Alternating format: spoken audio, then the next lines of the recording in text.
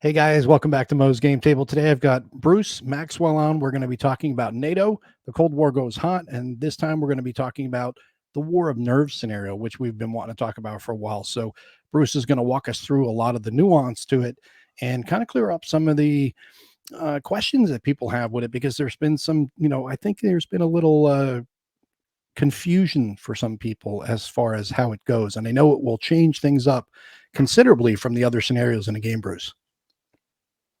Yeah, absolutely. The War of Nerves is styled in NATO as the campaign game.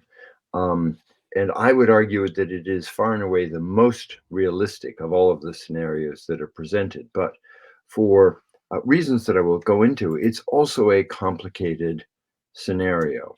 So, basic notion that in the standard scenarios, the strategic surprise scenario, the extended buildup scenario, BALTAP, war always breaks out on the first or second turn. Mhm. So you're essentially in lockstep, and the timing on the war is not a player-controlled decision. In the War of Nerves scenario, we begin with an extended period of peacetime preparation where the Warsaw Pact attempts to get a jump on NATO. So essentially, the Warsaw Pact player has the option of determining what his pre war strategy is, and he attempts to then get away with that strategy without alert to the fact that an attack is coming. There is a metaphor that is I think a perfect metaphor for this, which is boiling the frog. There is this idea that if you put a frog in a pot and you just very gradually increase the temperature, you can actually boil it and it will never leap out. And so Mhm. the idea here is that the Soviets are trying to boil the NATO frog. Yeah, you get that slow boil, they don't realize that the heat's been turned up too quick, and then next thing you know is, oh, it's a little too late. It's a little too late. That's Yeah. exactly it. Um, the basic mechanic of the War of Nerves is incredibly simple. The Soviets are actions to increase their readiness. Each action increases the tension level by a certain amount, depending on how major an action it is and whether that action is of a type that NATO would pretty easily detect. The higher the tension level goes, meaning the more pre war preparations the Soviet player has chosen, the more likely it is that NATO's alert level goes up. And Mhm. NATO starts at alert level 1 and goes up to alert level 6. So there are a lot of different alert levels. But essentially, the mechanic is the Soviet is trying to increase the tension level without having NATO's alert level go up correspondingly. And if that off, then he has boiled the frog. On the other hand, there is a distinct possibility that if he overreaches, NATO's alert level will reach a point where he's actually going to have a harder time once war goes off because NATO is ready for him. Mhm. And a NATO that is ready for the Soviets is a brick wall. Yeah. So that's the tension in the scenario and the gamble that the Soviet player takes. That very simple mechanic of a tension level and an alert level um, is made much more complex by the fact that in the standard scenarios, mobilization, reinforcement, the air campaign, all of these are in a lockstep single schedule that all proceed at the same time. In the War of Nerves, we disaggregate each of those individual schedules. So when a given force pool begins to mobilize, is completely disconnected from when some other force pool mobilizes. How the air campaign level proceeds is completely disconnected from what turn it is or even what scenario you're playing. And I could, I'll describe this later, but the bottom line is there are a lot of moving parts and they all move separately, not in the way the standard scenario works. So I had to essentially describe a clockwork mechanism for how each of these schedules proceeds, and also describe the interaction between what happens when one player is at this level and the other player is at this level. And that creates a lot of complexity, but as I will demonstrate when we actually do a couple of run throughs here, it's pretty simple to play. Hmm. You can generally play peacetime, maybe up to 15 turns of peacetime in 5 minutes. Yeah. You know, Yeah. it really goes quite quick. And as long as you are using the right markers on the track and advancing them each turn, the system actually makes it easy to keep track of which schedule is at what level. But it's a lot to describe. Um, so the basic mechanics, the Warsaw Pact player has up to 28 turns apiece before war breaks out. So he can choose to boil the frog over a 28-day period. It would be extremely rare for the Soviets to actually go through more than about 14 days of peacetime before he will be forced to go to war. But it is possible to play for up to a month before war actually breaks out. Mm. Um, there are three force pools. There is the Soviet force pool, meaning literally the Red Army.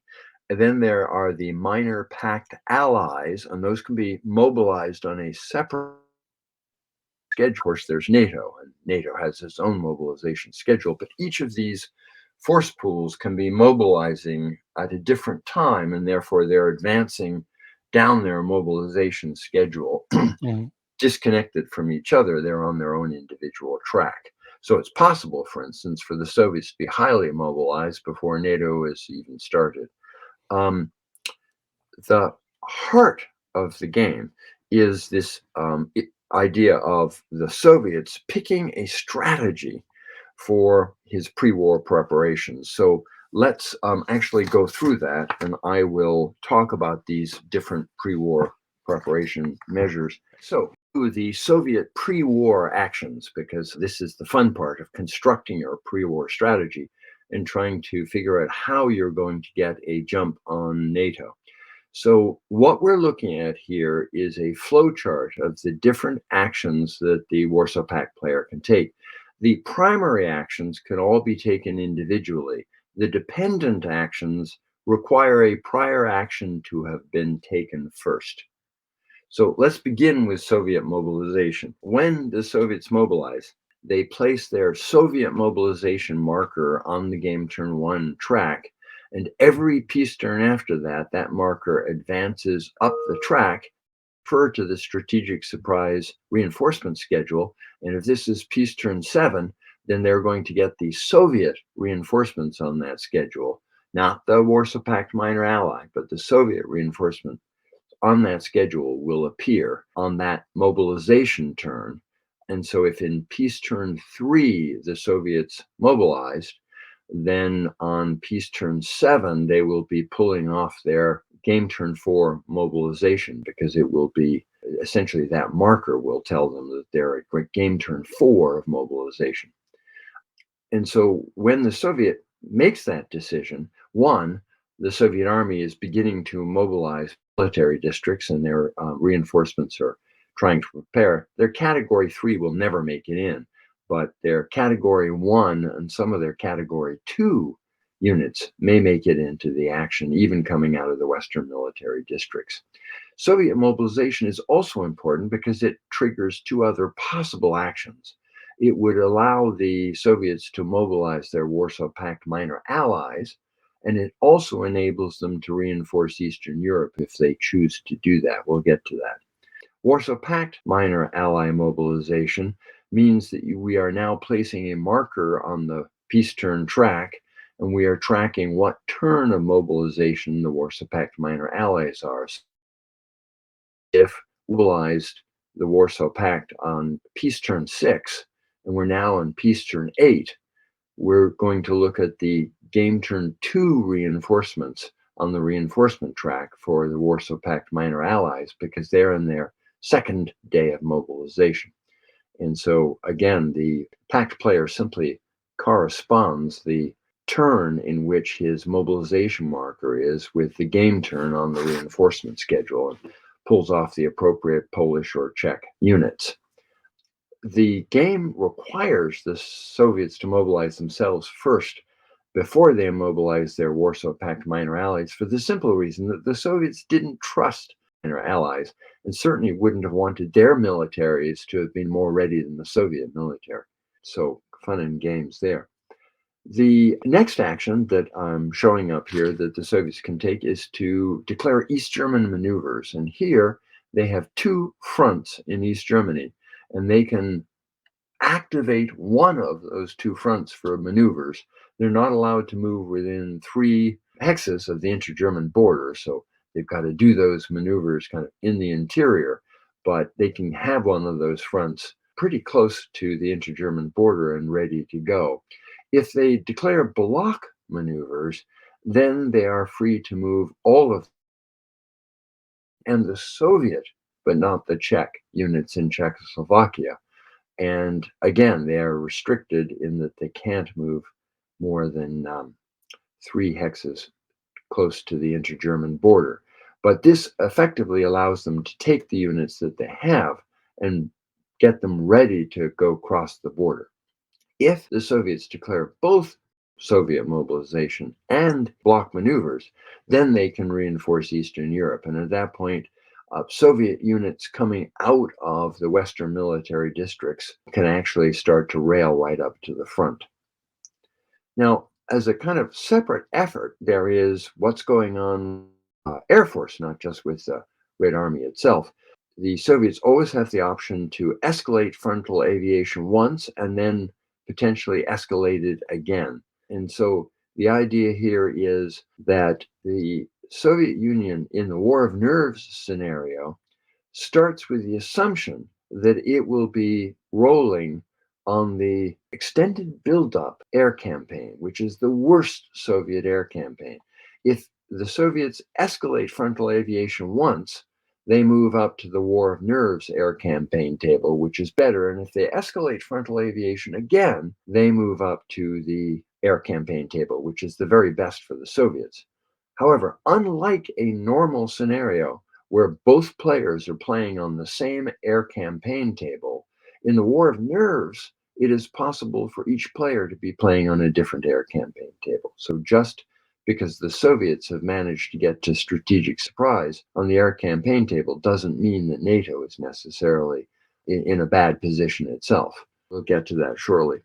Then there is border assembly, and border assembly is a fundamentally different choice than any of these others, because any of these other choices leave the Soviets with the ability to keep making further moves to declare war. When they declare border assembly, that is an action that NATO will detect and will realize means war.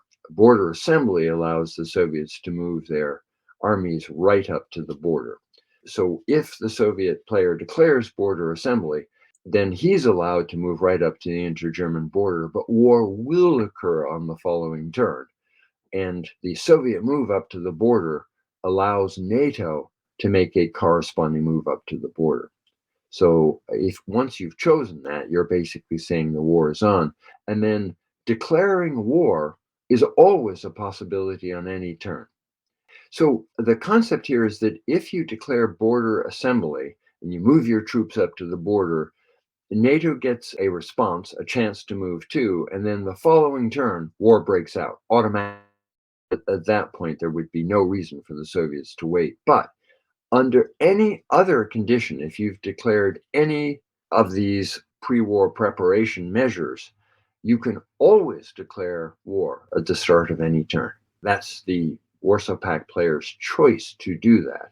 And the concept there is that you would declare war at the point where you feel like you've got a good advantage over NATO, or you would declare war because NATO's alert level was going up so fast that you were worried that you'd better start your war now, or you were going to bump into a brick wall when you did.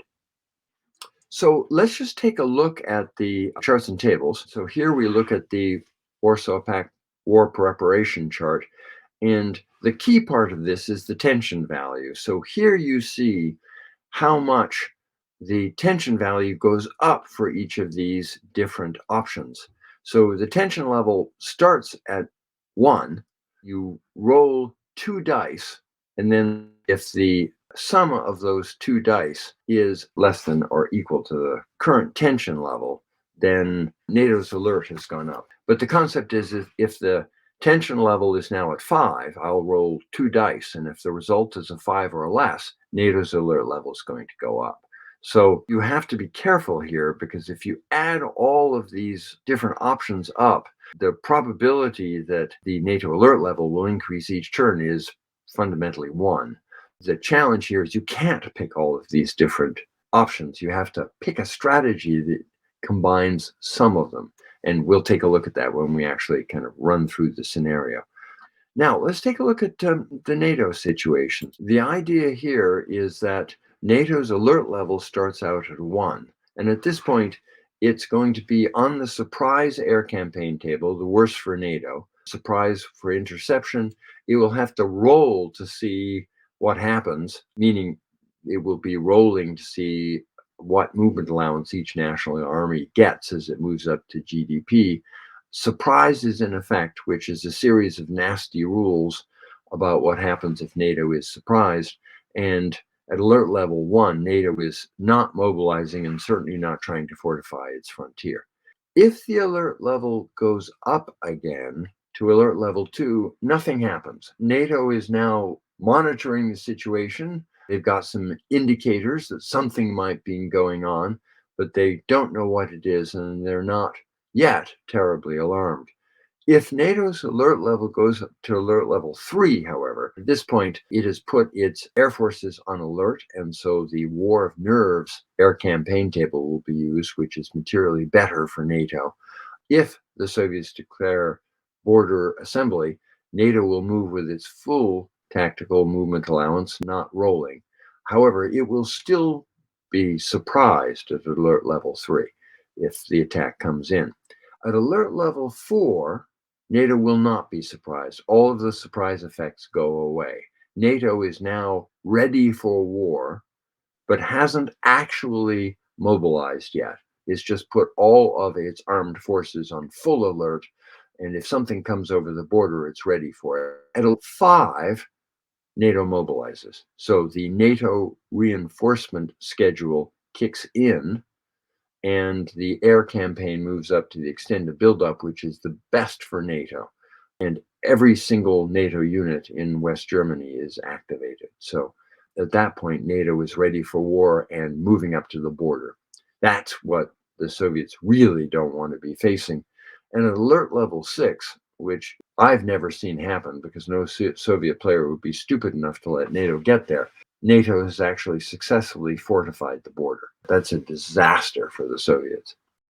The Soviets are going to, run through a set of pre-war preparation measures and hope that NATO's alert level doesn't get any higher than 2, certainly not higher than 3, because by the time NATO's alert level gets up to 3, there's a good chance the following turn it'll go to 4. And at that point, all surprise has been lost. Okay, so with that background, let's actually run through a couple of samples of possible strategies that the Soviet player might follow. Here we are looking at the NATO map. I'm mostly going to be focused right now on the game turn track because the peace turns are all played with a choice of different actions on the tension table and the tracking of those actions on the peace turn. So we're in peace turn 1, and so the Soviet player gets to pick one action. So I'm going to explore what happens if I get greedy here, all right? I'm going to say, okay, on turn 1, I'm going to mobilize Soviet. So I pick Soviet mobilization, and so Soviet mobilization is a +2. All right, so on peace turn 1, I have selected Soviet mobilization, and that pulls the tension level from 1 up to 3. So at this point, NATO rolls 2 dice. So NATO rolls a 4 and a 5 for a total of 9. NATO's alert level has done nothing. All right, so Soviet mobilization does go here because we are going to show what it is that actually caused that this basically allows us to track the tension level. And then we know that on turn 1 we selected Soviet mobilization. All right, so now we proceed to turn 2 and we have a different choice, and I'm going to select Warsaw Pact minor ally mobilization. So this is another +2. And so the tension level goes up to 5. Drag that marker when I shouldn't. And so now at 5, the player will die again and rolls a 6. So NATO is still not alerted. And so now the Soviet mobilization turn travels with the game turn marker because it was placed in the same turn as the game turn marker, but we now put the Pact ally mobilization. So the Pact ally mobilization is now in its first day, even though this is turn 2. All right, so now we enter the third peace turn, and we've got to make another action here. And so I'm going to see if I can escalate frontal aviation. So a frontal aviation escalation, and the tension level goes up to 6. So NATO rolls again, and NATO rolls a 7. So nothing's happened. I've been very greedy here, but NATO hasn't reacted to it. So now I'm going to advance the turn marker up to turn 4, and the Soviet should be with it. The Warsaw Pact ally mobilization 1 turn behind. So now the Soviets on this turn, as an example, would be looking at turn 4 of their reinforcement schedule in the strategic surprise and pulling all those units off and placing them in the Soviet strategic reserve box. And the Warsaw Pact minor allies would also begin to place units according to the turn 3 of their reinforcement schedule. So now on this turn, we are going to escalate frontal aviation 1 more time.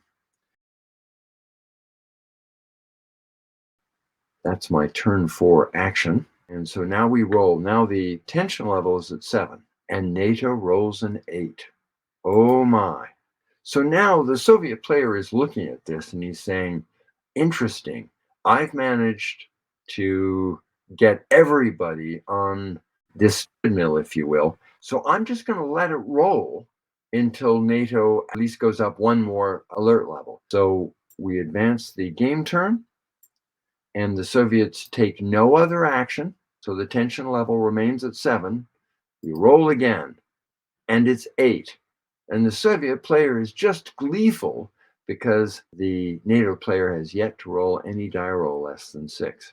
So he says, hey, this is working. I'm going to let it roll. So we advance this 1 more turn. And again, he's pulling off all the Soviet reinforcements for turn 6 and the Pact minor ally reinforcements for turn 5. NATO now rolls again. This time, NATO rolls a 7, and the tension level is 7. So NATO's alert level is going to go up 1. And 1 is not very big. This doesn't give NATO much by way of an advantage. So NATO alert level to 2. And at this point, the Soviet player looks at his next turn and he says, you know what? I don't want NATO to get up to alert level 3, where things start to improve for them. So I'm going to declare border assembly. Border assembly freezes, means that the tension level doesn't go up anymore, and the Warsaw Pact player is now free to move up to the border. So on turn 7, the Soviet player is going to pull off all of his Soviet reinforcements for game turn 7. He's going to pull off all of his minor Pact ally reinforcements for turn 6. He is now going to take all of his units on the map, and he will get that 1 move up to the border with march movement. NATO will have to roll for each of its armies to see if they get a movement allowance that enables them to move up to the border. And then in the following turn, what would have been turn 8 becomes war turn 1. So in the following turn, when war breaks out, we are now looking at Soviet reinforcements on game turn 8, minor Pact ally reinforcements on turn 7, but the war has started on turn 1 of 14 days of war, meaning that both the Warsaw Pact ally and Soviet markers will run off the reinforcement schedule, guaranteeing extra reinforcements. This was an example of the Soviets thoroughly boiling the NATO frog. I had intended it as an example of the Soviet player getting too greedy and NATO activating, but luck was on the side. And so they've gotten a major jump on the Allies. Mo, any thoughts about that? It's essentially the strategic surprise scenario. However, you are pushing the limit to try to see if, how many units you're going to get on the board. Like you said, it's going to be up to turn 8. You're going to be up to turn 8 as far as reinforcements go. So you're going to be a full week. What you would get like a little bit after a week of the strategic surprise scenario without having to fight the first week. So you're going to get that advantage because NATO is going to do the same thing they do in the strategic surprise scenario, roll to see what their response is, what their movement is. But Warsaw Pact's going to have a bunch of units up there, depending on how far they're able to push it. Like here, they were able to push it a full week. Yes, that is absolutely the correct assessment of this. So let's look at a different strategy. We'll play this out one more time. Let's take another pass at this game and say, okay, let's follow a different strategy. So for the Soviet first turn, the Soviets are going to escalate frontal aviation. So they follow that, and that puts the tension level up to 2. So highly unlikely NATO will activate, and NATO rolls a 6, and so it doesn't activate. Now we go to turn 2, and the Soviets say, okay, I'm going to aviation again, and that puts the tension level up to 3. Again, very low probability that NATO is going to notice this, except they do. The die roll is 3, and NATO's alert level goes up 1. So now the Soviet player is going, ooh, okay, so this is getting pretty risky. Now I'm simply going to declare block maneuvers. So that takes me up to a 5. And I roll, and NATO does not notice this. So now that I've selected block maneuvers, I am able to move my units in East Germany and Czechoslovakia as long as they don't move within 3 hexes of the border. So that means that I'm going to be, moving these troops up to here. I'm 4 hexes from the border. So this means that I can mass, but I can't actually mass up at the border. So I'm going to, be assembling myself like this. I won't actually do the full mass, but I can kind of pull myself up towards the border under cover of maneuvers. But at this point, I don't want NATO to go up too high. So the next turn, on turn 4, I declare war. Still left NATO at alert level 2, but I didn't get very far down the track. There weren't a whole bunch of other things that I could try because NATO had already gone up an alert level, and I didn't want to have the risk that NATO was going to go up 1 or 2 more alert levels by picking other outcomes. So I think that this is probably where we should stop. But what I don't want to do is give away the farm, in the sense that there are 7 different major options, pre-war preparations that the Soviets can pick, and how you pick them and in what order makes for a lot of different possible strategies, and those strategies are going to be influenced. NATO is enrolling to see if its alert levels go up. And so what I can say about the war of nerves scenario, Mo, is you will never play the same game twice. It will always be a completely different game.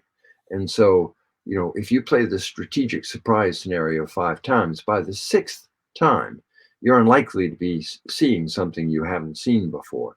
But in the war of nerves scenario, you could play it endlessly, and you would always be playing a fairly radically different combinations of factors on both sides. And so it makes for a very, very interesting game. You just have to master the clockwork of placing those markers based on the decisions that you make. But it's really not nearly as complicated as it seems whilst reading the rules if you just play it out. And the game actually contains a complete example of what I've just done. So it shows you a Soviet strategy and what happens with the two rolls so that you can actually track it and move the markers and see the clockwork in action and know that you're getting it right. So if you read the rules and you follow that one example of play for the War of Nerves, the light bulb should be thoroughly off in terms of going, oh, this isn't actually nearly as complicated as it sounded when I read all those. Yeah, something a However, little what is different. what is complicated is figuring out what strategy to follow. And is there an optimum strategy? And of course, I'm not going to say anything about that. Well, that's the best part about the game is exploring it and finding it for yourself, because you've already laid the groundwork in the rules, and then here in this video to try to help people with understanding the War of Nerves scenario and how the buildup works, and then from there you can see if it was worth pushing it a little further, or should you have gone sooner, or what. But it's got that nice little bit of push your luck in there, and at the same time you have to formulate a plan. Is you have to have an end goal. Okay, I want to get to this point, but if I can't, then this is the next point that I'm willing to go to, depending on how NATO's alert level goes. If they go to 2, then I'm just going to go ahead and maybe push it one more time and then declare war, or just declare war. You have to have that set in your mind. Or you could just be like me and say, we're just going to keep pushing the luck until it goes off. I mean, and sometimes that'll work in your favor, sometimes it won't. But that's the best part about it, is you can always reset and redo. This is not the real world where the leaders at the time, they would have had to make a decision, and that decision is going to stick. It's kind of fun to be able to explore it multiple times. Yeah, I did play one scenario where the Soviets mobilize themselves, and then they Mhm. mobilize the East Germans, and then they just let it ride. And Mm. NATO didn't react.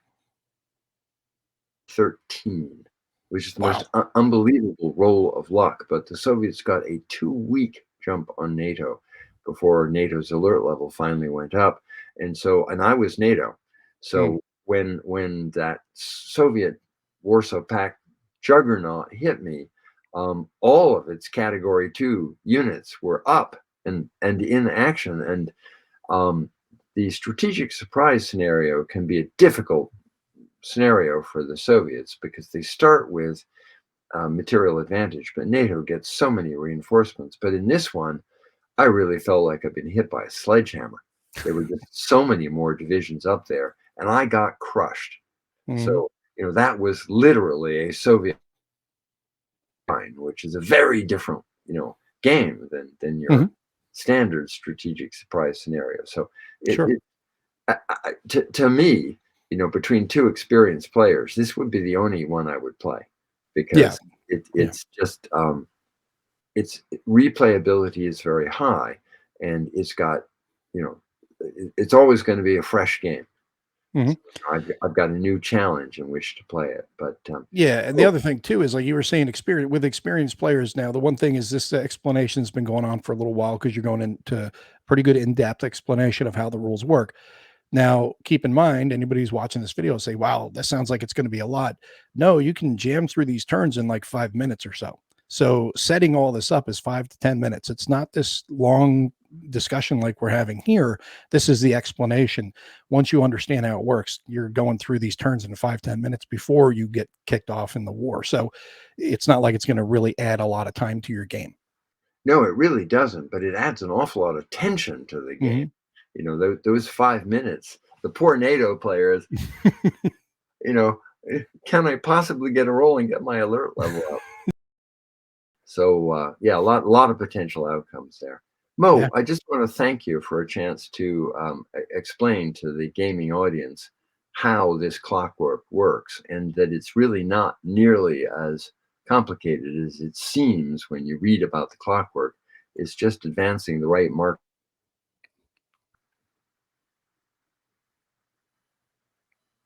Yeah, you just have to advance those markers and get them, you have to pick where you're going to push your luck to and then go from there.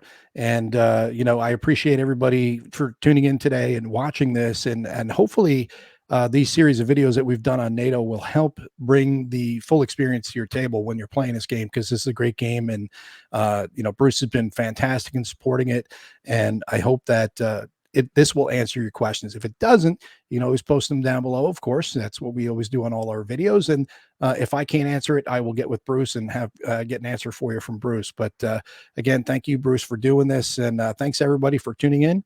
And like I said, if you have any comments or questions, post them down below. Thanks for tuning in, guys. See you next time.